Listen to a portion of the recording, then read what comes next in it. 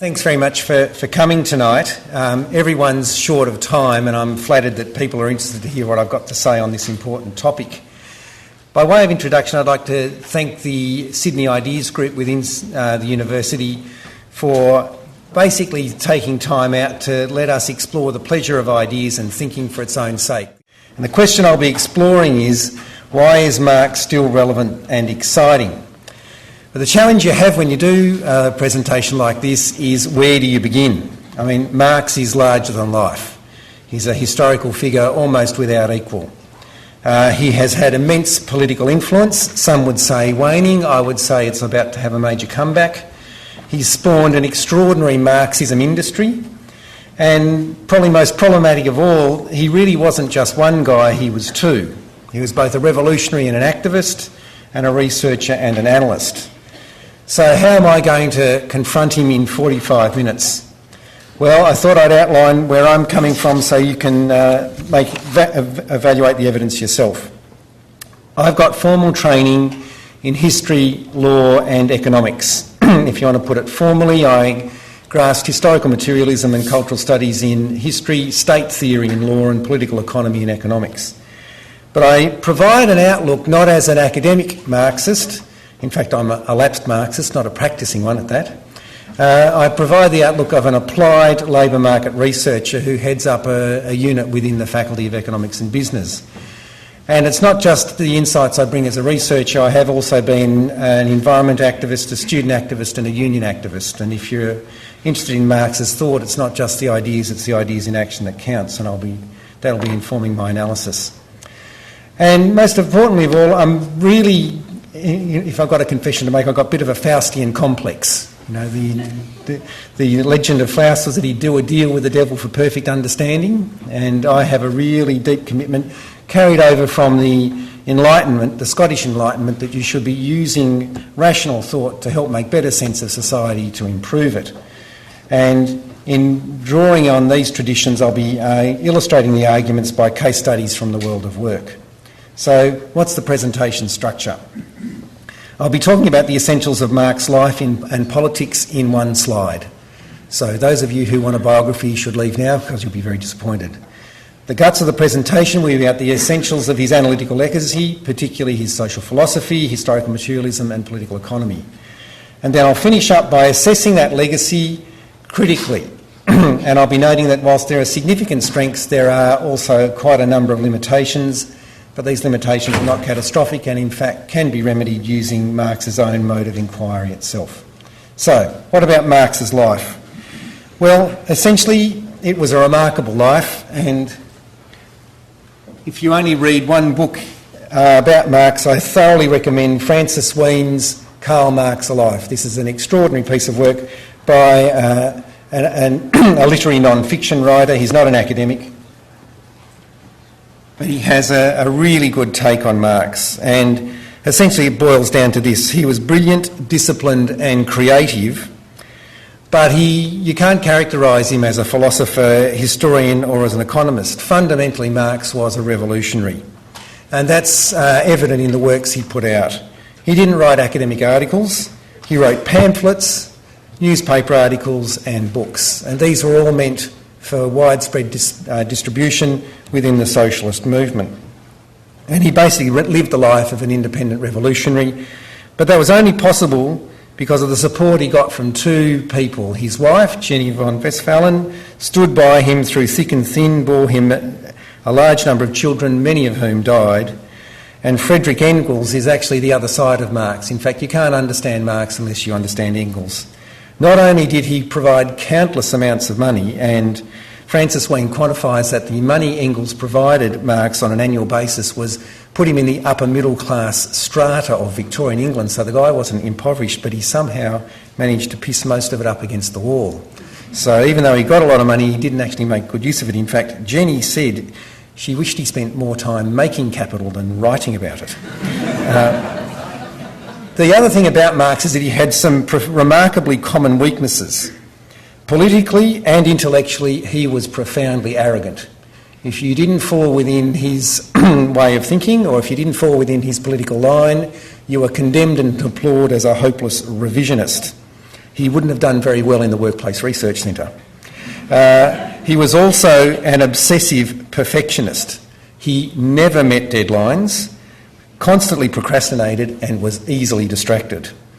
And he never, and I find this quite reassuring as somebody who's been an activist, he never resolved the ability to link analysis and organisation.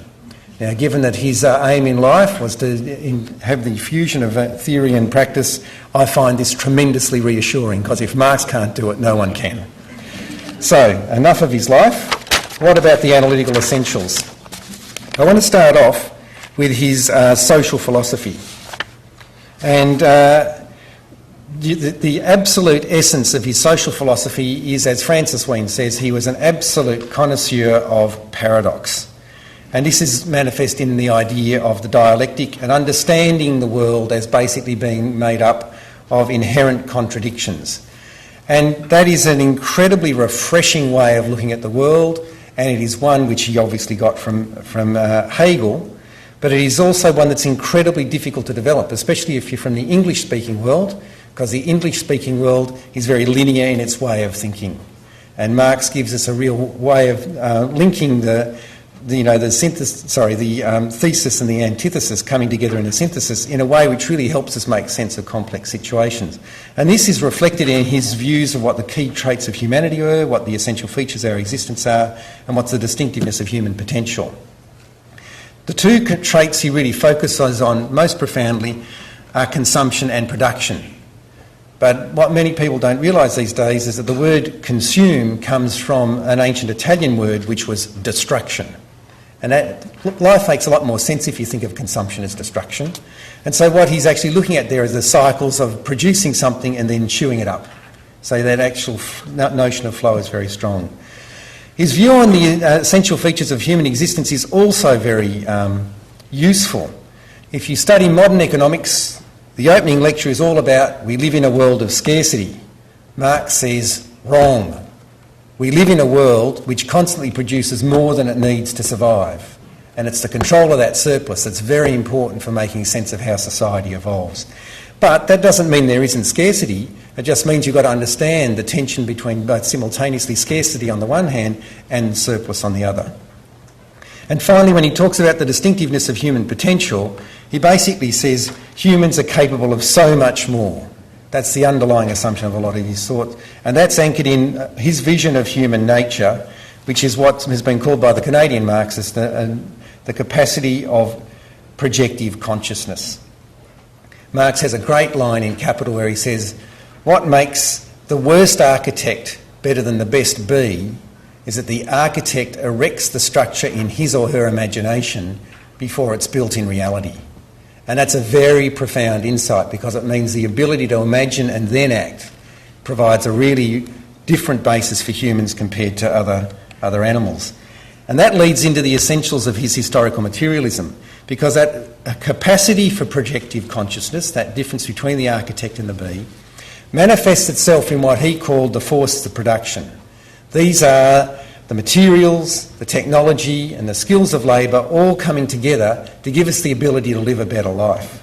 This is sometimes mistakenly called technological determinism, but it's not. The forces of production are essentially the means by which we can make our lives, in a material sense, easier. But the forces of production don't exist in isolation. They are embedded in relations of production. The forces of production have to be owned and controlled. And it's the fusion or the combination of relations and forces of production that gives us the mode of production. And Marx identified four. Well, it depends. He's a bit vague on this point because he was mainly interested in the transition from feudalism to capitalism, but he does look at the Asiatic mode, the ancient mode, the feudal and the capitalist modes of production. Now, these modes of production don't exist on their own. They can only survive if there is a political and ideological superstructure which entrenches and reinforces them. And these things rarely sit in a nice, clean relationship with each other. You never get a pure form of feudalism supported by a pure form of feudalist social relations, politics and ideology. You get very toxic blends or exotic blends of different modes of production coexisting with different political and ideological climates, and this is what manifests itself in a social formation. They are the fundamental categories of historical materialism. Now, I've boiled a lot of literature down to one slide, and I apologise for the business school fly-in PowerPoints, but I do think it does help make sense of a quite complex social theory. Now, it's important to keep in mind that the theory of in a very narrow sense, Marx, in the preface to a contribution of the Critique of Political Economy, says that the forces of production evolve to a point where they outgrow the adequacy of the relations of production.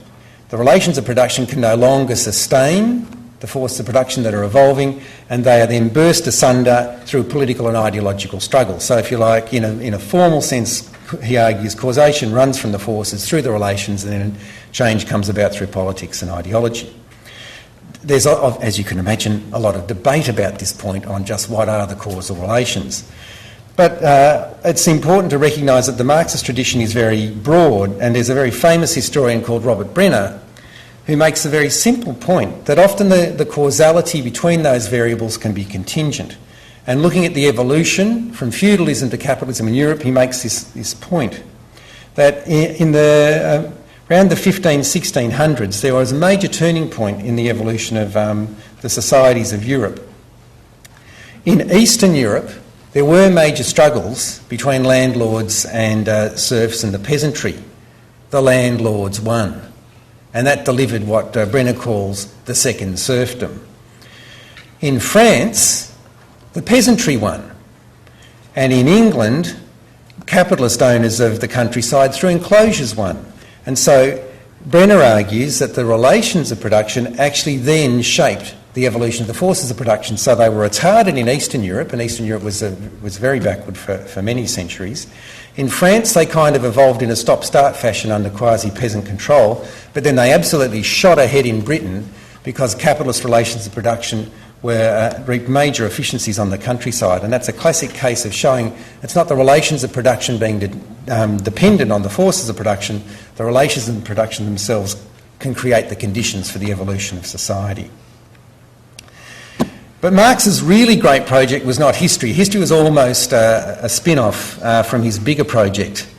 And he was very, very interested in grasping the distinctiveness of capitalism and making sense of the emerging mode of production he was witnessing. Now remember, he's writing at a time in the 19th century where capitalism's kind of brand spanking new. You've still got over half the countryside tied up in the peasantry. In many countries, got 70, 80% of the countryside tied up in the peasantry. And he says, despite the fact that the mass of humanity is living a very narrow staid existence, I'm going to focus on this tiny little bit of practice because I reckon that's where the action's at. That is a first and major profound insight. So in analysing that, he said, I'm going to define it and make sense of it, and his key starting point is that what makes capitalism distinctive is that it's a world of commodities. And in making sense of commodity production, he identified three key variables: the trade cycle, growth dynamics, and the falling rate of profit. Now, obviously this is a big call. Boiling 4 volumes of Capital down into one slide is not something he would have been very happy with. But for those of you who want an elaboration of these arguments, Megdad Desai in his work, Marx's Revenge, spells his argument very clearly. But what I'll do is just in a very brief form for you, take you through each of those dynamics, the dynamics of the trade cycle, growth dynamics, and those associated with the falling rate of profit. Behind it all is you've got to grasp this most fundamental point, that capitalism is outwardly a world of commodity exchange. And when you read the first chapter of Capital, it starts off in a very arid way saying, in the beginning was the commodity. And there are then pages and pages and pages about what commodity is about. But he's making the very simple point that for most of human existence, people made goods and then they sold them so they could buy another good. So that's commodity leads to money, leads to ability to buy another commodity. And he says, that's not what capitalism's about. Capitalism's not about producing commodities for sale. It's about producing goods that can be exchanged and getting money as a result. So we're mainly interested in having money, appropriating a commodity and then selling it at a higher price. That's the underlying secret that is at the core of all capitalist relations. Now, that core then plays out in very different ways, and his first cycle that I think is worth reflecting on is the trade cycle. Now, that's quite topical at the moment, and a lot of people said we were living in a new economy that was beyond the trade cycle, but Marx had a very clear theory of the trade cycle spelt out in Volume 1 of Capital, and it goes as follows. If we start at this point, wages fall. As a result of wages falling, profits rise. When profits rise, more people are employed, unemployment drops, wages rise, profits drop. Management, to try and win back profits, invests in new technology which sheds labour, which leads to a fall in wages, which once again leads to a rise in profits. That's the underlying dynamic of what Marx termed the trade cycle. Now, that's a pretty crude model, but it worked extremely well in the 19th century. And you could argue with the crisis that we're living through today, there's a lot more going on. It's not just simply a struggle between wages and profits. But when you start to explore what's behind the current crisis, you've seen it is actually, in fact, a dynamic between wages and profits. Big chunks, particularly the US working class, were not able to have adequate wages, and financial instruments were developed then to give them the means to do so, which allowed for the bequeathing of loans which are unsustainable. And so Marx provides, if you like, a nucleus around which this theory can be developed. He doesn't, I mean, you don't take something written in 1867 to understand what's going on in 2009, but the underlying idea of flows is very helpful. The second theory he has is that of growth theory, and this is understanding how output, income and expenditure rise. And he develops a very simple two-sector model. It basically holds that we have two types of activities in society, the production of goods, and particularly the capital goods that make other goods, and the production of consumption goods. The flows of capital underpin the flows of capital, labour and surplus are linked to flows of investment, wages and profits. Now, as long as you have balanced growth of your capital goods sector, producing the means to make consumption goods more cheaply, you will have steady state growth. So if you have, say, the production of cars, and the profits that come out of cars are ploughed back both into the workforce through the forms of wages and back into the means of production in the forms of retooling, you'll get a steady state of more cars being sold, more people being able to buy them, and the capital stock being replenished through profits. That's what a steady state growth system looks like. This underpins all modern theories of growth. Marx was one of the first to formulate it coherently. But he went one step further and he said it's rarely stable. Fundamentally, what you have are differential rates of productivity growth and changing consumption patterns. So all sectors of society don't have a standard rate of productivity growth. They grow at quite dramatically different rates. And you see that just recently with the production of computing equipment. Initially that was incredibly expensive, but productivity growth took off.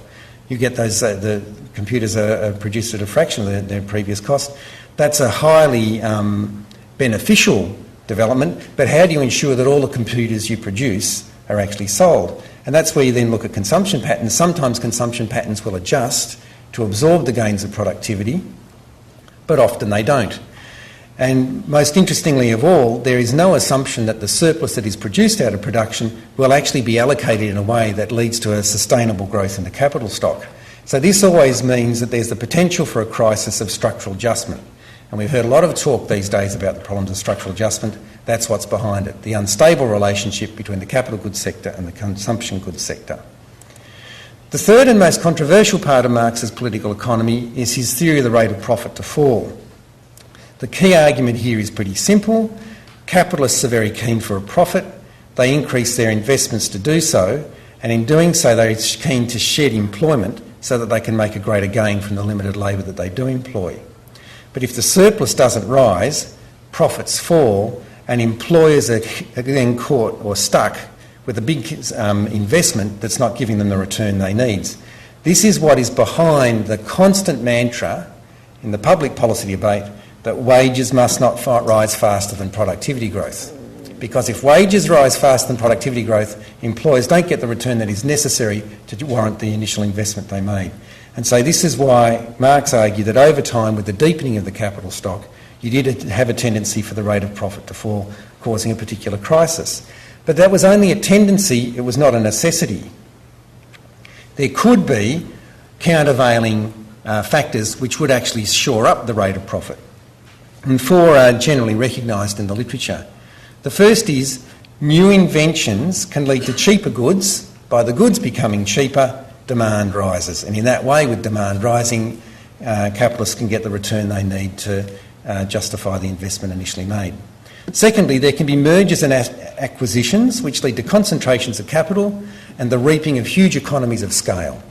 So that, and you've seen this over time, capital has got more and more expansive. And I think if you look at the world mining industry today, I think it's 4 or 5 companies control about 80% of the mining industry. When Marx was writing, something like that was unimaginable. With those kind of concentrations, you can get extraordinary economies of scale. You need very few accountants, you can get major economies of scale in the provision of machine tools, you can even get efficiencies in labour management. Thirdly, wages can fall below subsistence level. Now, the crudest form of this is slavery, and you can have enforced labour in capitalist systems where workers are not even kept alive in the longer term. But in the modern parlance, we have these things called earned income tax credits.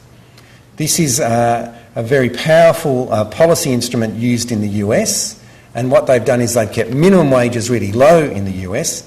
They have recognised that the wages are so low that they can't keep a family of 4 out of poverty if the full-time breadwinner works at standard hours and at standard rates. So the government has stepped in and said, we will supplement those low wages. Now, if the government steps in, that can defend the rate of profit for the employer because the employer's not paying the full cost for the reproduction of labour power. Can I say that used to be official Labor Party policy under John Howard, but thankfully we've passed that moment and we're not looking to a point where we're expecting the state to subsidise inefficient firms. Fourthly, there is the role of foreign trade, and you can export capital, import raw materials and get consumer goods produced at a lot cheaper rate than it is possible in the home country, and this is what we call globalisation, that by expanding the world market, drawing more labour in at a cheaper rate and getting cheaper raw materials and then exporting the output back, you can avoid a crisis in the rate of profit to fall. So Marx's 3 cardinal facts of capitalist production can be summarised as follows. First of all, there will be ongoing concentration of the means of production. This results in the abolition of private property. Not in a sense that there's no private property, but in a de facto sense you get a socialisation of production happening anyway. If you've only got 4 mining companies dominating 80% of world production, that's a very social phenomenon. It's not a whole lot of little petty producers operating in small private lots. You've got an immense social process now extracting resources from the earth. Secondly, labour is constantly reorganised, and once again, private labour is abolished. Labour becomes socialised, integrated in a mass army of organisation to reap immense gains in productivity by the organisation of capital. And finally, the creation of the world market means that capitalism grows like no other system has ever grown before, and it does it in a very dynamic way. It does it in a contradictory way with crises and cycles. But the big thing about Marx, and this is Marx the analyst, not Marx the revolutionary, these crises are not necessarily terminal. The tendencies he identified were potentialities for the destruction of the system. It was not, in none of his writings did he say it was inevitable that they would ultimately disappear forever. That is a political question and it is an empirical question. Now, Marx the activist, on the other hand, couldn't help himself. He always saw capitalism about to fall over, and Wien identifies 16 separate occasions where him and Engels were getting ready with the bayonets to really skewer the capitalists, and it never came to pass. So when you're looking at Marx, you've always got to separate out what he was hoping would happen as an activist and what he was actually identifying as an analyst.